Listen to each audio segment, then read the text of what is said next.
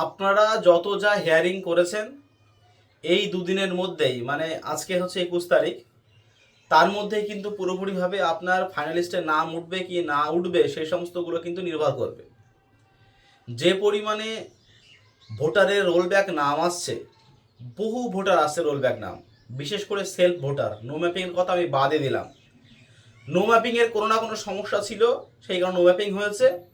আবার তার উপরে তাদের কথা আবার কি করে বাদ দেওয়া যায়, যারা 2002 সালের আগে ভোট দিয়েছে কিন্তু ভোট ট্রান্সফার হয়েছে বা কোনো না কোনো উপায়ে 2002-এর নাম ছিল না কিন্তু তারা স্থানীয়, তাদের কথাটাও বা কী করে বাদ দেওয়া যায়? তারাও তো স্থানীয়। তারা কি করে জানতো যে 2002 সালের লিস্টটা আমাদের পরবর্তীকালে কাজে লাগবে আজ থেকে আবার 23 বছর পরে? তাহলে তো তারা সেই সময় কোনো না কোনো উপায়ে ভোট দিত অথবা ভোট ট্রান্সফার করতো না। এটাই হচ্ছে ব্যাপার।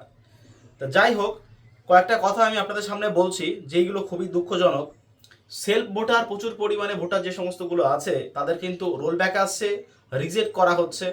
এই রিজেক্ট করা যে সমস্তগুলো সব কিছু কিন্তু এই আরও আন্ডারে আছে, আর এই আরও চাইলে ওটা এই আরও সেটাকে আন্ডারটেকিং দিয়ে সেগুলো করতে পারে। এখন এই আরও কাছে রিজেক্ট করে পাঠাচ্ছে কারা? আর ওরা রোল অবজারভার যারা আছেন। আপনারা ভালো করে জানেন এই আর ওর সংখ্যা আমাদের পশ্চিমবঙ্গে কিন্তু অনেকটাই কম আছে। তা যাই হোক, এখন genuine voter, self voter reject করা, এই সমস্ত যে একটা ঘটনা, যেগুলো খুবই উদ্বেগজনক। কারণ কোনো মানুষ তার বাপ দাদা 14 পুরুষ যদি এখানে জন্মে থাকে, সেই সমস্ত ভোটারের এই যে ফাইনালিস্টের নাম না থাকা প্রথম চান্সেই, তাহলে সেইগুলো একটা কেমন দেখায়, খুবই খারাপ লাগে, খুবই উদ্বেগজনক। এখন হয়তো আমরা অনেক কথা বলতে পারি, আমাদের নাম উঠে গেলে আরেকজনের নাম উঠবে না, কিন্তু তার কষ্ট একমাত্র সেই সবচেয়ে ভালো বুঝতে পারবে। তার ছোটাছুটি, তার মাথার মানসিক চিন্তা, আরও তার উপরে আপনারা ভালো করে শুনেছেন যে ব্যাংকের অ্যাকাউন্ট থেকে শুরু করে অনেক কিছু কিন্তু এর ভিতরে যোগ হচ্ছে আস্তে আস্তে। এখন এই যারা এই আরও আছেন তারা সহজে কিন্তু সেইগুলো অ্যাকসেপ্ট করতে পারছে না। তার কারণটা হচ্ছে আপনারা ভালো করে জানেন যে অনেক এই আরও যারা আছেন তাদেরকে কিন্তু সাসপেন্ড করে দেওয়া হয়েছে। সাসপেন্ড করে দেওয়ার ফলে তিনারা কিন্তু সহজে এই সমস্তগুলো অ্যাকসেপ্ট করতে পারছেন না, ভয় পাচ্ছেন। একমাত্র কিন্তু বিএলও যারা আছেন তারাই কিন্তু পুরোপুরি 100% কনফার্ম খবর দিয়ে সেইগুলোকে ফাইনাল লিস্টে ওনারা তুলতে পারেন। এখন ব্যাপারটা হচ্ছে বিএলও, লোকাল বিএলও, সেই সমস্ত লোকাল বিএলওদের দিয়েই কিন্তু এই সমস্ত করার হয়েছে এই এসআইআর কাজ।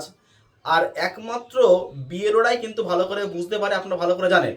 ওখানে থেকে ডকুমেন্টস দেখিয়ে, ডকুমেন্টস চেক করে একটা মানুষ কি স্থানীয় কি সেটা অন্য জায়গার থেকে এসছে সহজে কিন্তু প্রমাণ করা তো সোজা না। অনেক ভোটার যারা আছেন তারা স্থানীয় কিন্তু তাদের কোনো ডকুমেন্টস কিছু নেই, Aadhaar card, voter card, PAN card ছাড়া। আর অনেক ভোটার আছে তারা স্থানীয় না, তাদের কিন্তু ওই পাসপোর্ট থেকে শুরু করে আর বাদ বাকি যা ডকুমেন্টস সব কিছু হয়ে গেছে।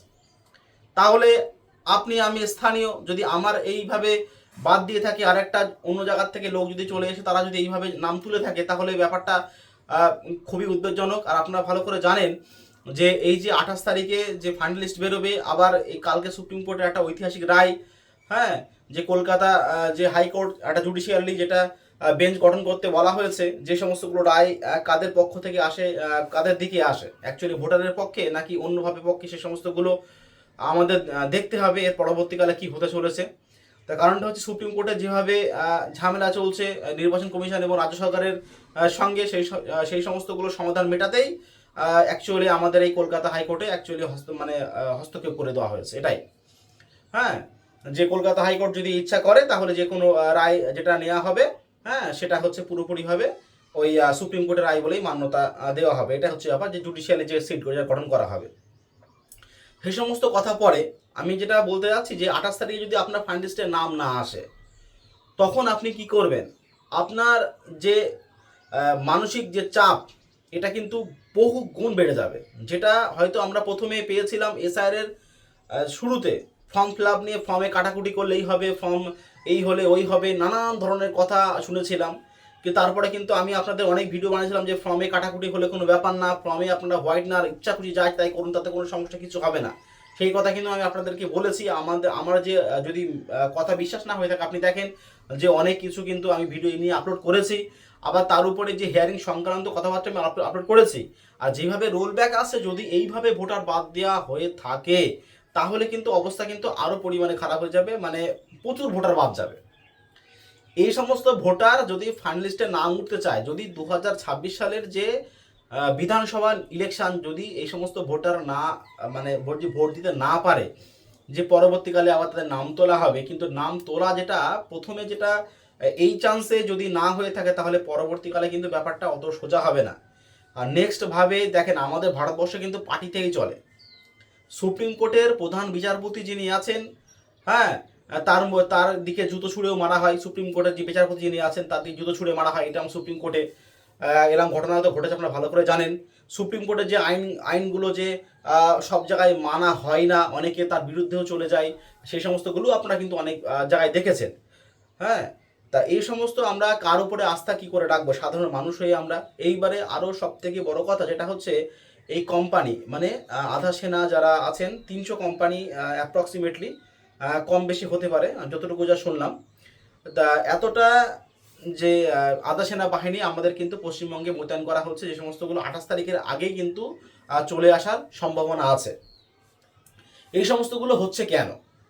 তাহলে এই কোম্পানি বা কোনো আধা সেনা তখনই ঢোকে যখন কোনো ঝামেলার সৃষ্টি হয়। এখন ঝামেলার সৃষ্টি কারা করবে, কি জন্য করবে, কি জন্য করবে, এটাই কিন্তু সব থেকে বড় কারণ। যদি কোনো ভোটার সে সঠিকভাবে ভারতবর্ষের না হয়ে থাকে, মানুষ না হয়ে থাকে, তাহলে সে ঝামেলা করতে যাবে কেন, যদি তার নামটা বাদ দেওয়া হয়ে থাকে। আর যদি কোনো ভোটার সে জানে যে আমার বাপ দাদা 14 পুরুষ আমার এখানে জন্মিয়েছে, আমরা এলাকার বাসিন্দা, সে ভোটারের যদি নামটা বাদ যায়, তাহলে সে যে ঝামেলা করবে না বা আন্দোলন করবে না। আর আমাদের ভারতবর্ষ থেকে যে ইংরেজকে তাড়ানো হয়েছে কিন্তু আন্দোলন দিয়েই। তা আন্দোলনটা হচ্ছে আমাদের ভারতবর্ষে শান্তিপূর্ণ যে আন্দোলন, আমাদের পশ্চিমবঙ্গে ভারতবর্ষে মানুষ আমরা করতেই পারি যদি আমাদের বিরুদ্ধে কোনো স্টেপ বা কোনো মানে কিছু করা হয়ে থাকে। এখন কথা হচ্ছে, ভালো করে দেখেন যে ভারতবর্ষের ম্যাক্সিমাম যত ফ্রিডম ফাইটার যা কিছু এই বাঙালির থেকে কিন্তু উঠেছিল।